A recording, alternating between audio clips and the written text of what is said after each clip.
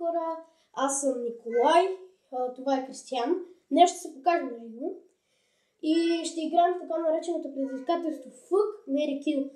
Съжалявам хора, но ние не можем да показваме снимките на екрана, затова само ще да ги казваме. И да играем камък, ножица, хартия, да видим кой ще е пръв.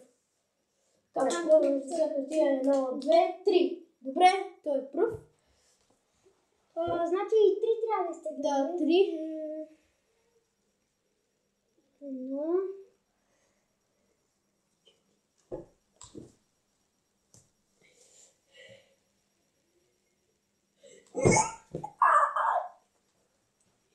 Едно.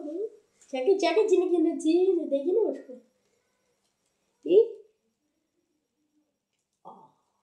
Така паднаха му се Тони Стораро, Шакира и Йода. Така, какво ще правиш?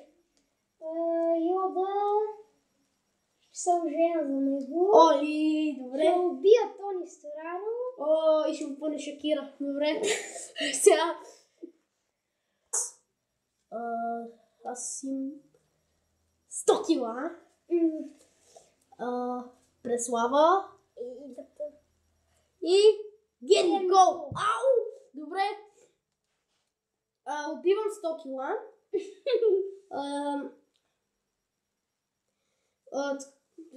Ще опъна Гери Никол. И ще се оженя за Преслава да съм малко по-надъхан. И добре. Ари. Давай. Ари, Ване. Сега съм аз. Павел Колев, Мария Илиева и Михайла Филева. Давай. Ще убия Павел Колев. Не, бе! То е супер звезда! Ще стане вице-президент, аз ти казвам. Ще се оженя за Мария Илиева и ще опъна Михайла Филева. Ама ти си! Защо не съм жени за Михайла Филева, бе? Тя е по-събрана. Аз съм последните листчета май са за мен. Не. Фикито! Фикито! То без крак мъж. Азис, motherfucker. И големия, който пееше с 100 кила. Ай, стига всички, само момчета ли, бе? Добре. То е ясно какво ще правя. Значи сега убивам Фики и той без това е без крак. Азис, нали е гъто, ще го опъна.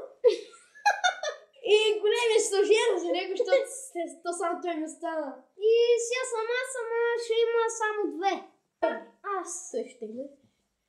Взимам последните и